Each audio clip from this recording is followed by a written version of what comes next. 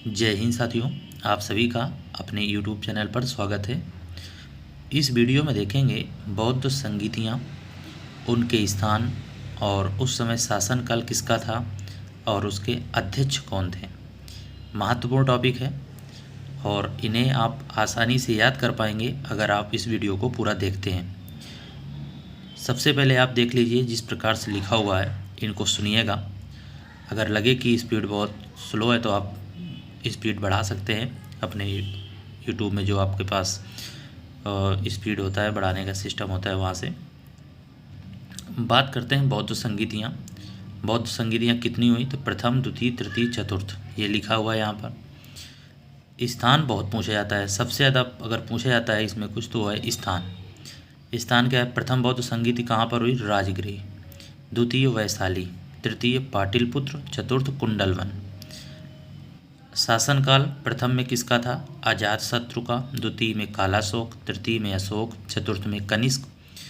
और अध्यक्ष की बात करें तो प्रथम बौद्ध संगीत में अध्यक्ष थे महाकश्यप, द्वितीय में सभाकामी, तृतीय में मोगलीपुत्र, चतुर्थ में वसुमित्र अध्यक्ष थे और चतुर्थ में अश्वघोष उपाध्यक्ष थे। ये दोनों नाम याद रखना, वसुमित्र, अश्वघोष, अध्यक्ष, उपाध्यक्ष। अब इसको याद कैसे करेंगे? देखिए, तृतीय के अध्यक्ष याद करना है, थोड़ा सा पहले ऐसे ही बताएंगे आपको, फिर इसके बाद ट्रिक आपको 5 से 6 बार आपको पढ़ना है, आपको याद हो जाएगा। तृतीय में क्या है? मोगलीपुत्र तीस, ये देखिए 30 से 3 निकल रहा है। और इसके बाद अशोक शासनकाल, अशोक जानते हैं, अशोक राजा होते हैं। अशोक में देखिए 3 अक्षर आपको दिख रहा है, आ, सा, का, तो इस तरह से अशोक को याद कर लेंगे। देखिए इतना याद हो गया आपको।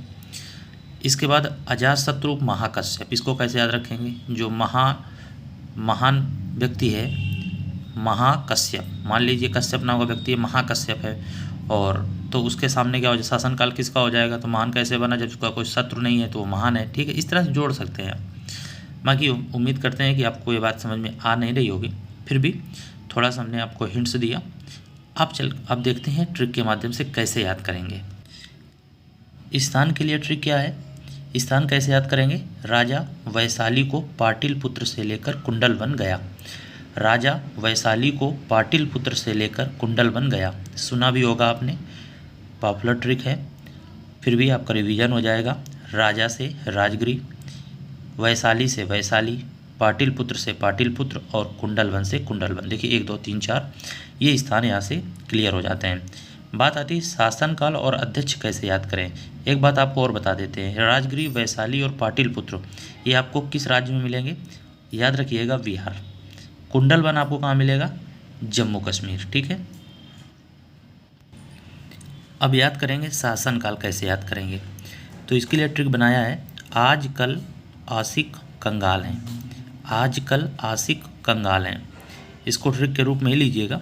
आजकल आशिक कंगाल हैं, आज से हो जाएगा अजातशत्रु, कल से हो जाएगा कालाशोक, आशिक से हो जाएगा अशोक, कंगाल से का ले लेंगे, हो जाएगा कनिष्क। तो शासनकाल से कैसे याद करेंगे? आजकल आशिक कंगाल हैं, इस तरह से आपको शासनकाल याद हो जाएगा। अध्यक्ष के लिए ट्रिक क्या बनाई है? महाकामी पुत्र मित्र हैं। महाकामी पुत्र मित्र हैं, कामी मतलब समझते हैं आप? कामी मतलब होता है इच्छा रखना, कामी पुरुष बोलते हैं ना, इच्छा रखने वाला। महा मतलब अधिक होता है, महा से हो जाएगा महाकश्यप, कामी से हो जाएगा सभाकामी, पुत्र से हो जाएगा मोगलीपुत्र तीस और मित्र से हो जाएगा वसुमित्र। ठीक है, तो ये अध्यक्ष याद हो गए आपको। ये 2 बार आप पढ़ेंगे, कम से कम 2 से 3 बार। शासनकाल के लिए क्या है? आजकल आशिक कंगाल हैं, अध्यक्ष महाकामी पुत्र मित्र हैं। अब आप सोचेंगे कहीं ऐसा ना हो कि ये बोल जाए कि शासनकाल के लिए कौन सी, तो आपको बता दें। देखिए शासनकाल में जो अक्षर है वो ज़्यादा है, तो ट्रिक में देखिए आजकल आशिक कंगाल है, यहाँ पर भी शब्द ज़्यादा हैं। अध्यक्ष में भी क्या है? शब्द छोटा है, तो ये ट्रिक इसकी छोटी है। इस तरह से आप याद करेंगे, महाकामी पुत्र मित्र हैं, आपको याद हो जाएगा। दोनों में है साइलेंट रहेगा। कुछ महत्वपूर्ण बिंदु और सुन लेते हैं, आप यहाँ पर सुनिएगा। गौतम बुद्ध ने सारनाथ में अपना पहला उपदेश दिया था, आप सभी को मालूम होगा, लेकिन UPSSC पेट 2021 में पूछा गया किस मुद्रा में दिया था? उत्तर हो जाएगा धम्म चक्र प्रवर्तन मुद्रा में दिया था। त्रिपिटक पाली भाषा में लिखित बौद्ध धर्म का प्रमुख ग्रंथ है। भारत में उत्पन्न सबसे अंतिम बौद्ध ग्रंथ क्या है? वाम सात पाकसिना, ये अंतिम बौद्ध ग्रंथ है। गौतम बुद्ध को एशिया का ज्योतिपुंज लाइट ऑफ एशिया तथागत कहा जाता है। कमेंट करके बताइएगा गौतम बुद्ध को जो ज्ञान प्राप्त हुआ किस नदी के तट पर हुआ, ये आप कमेंट करेंगे। और आपको हमारी मेहनत कैसी लगी कमेंट करके ज़रूर बताइएगा। जय हिंद।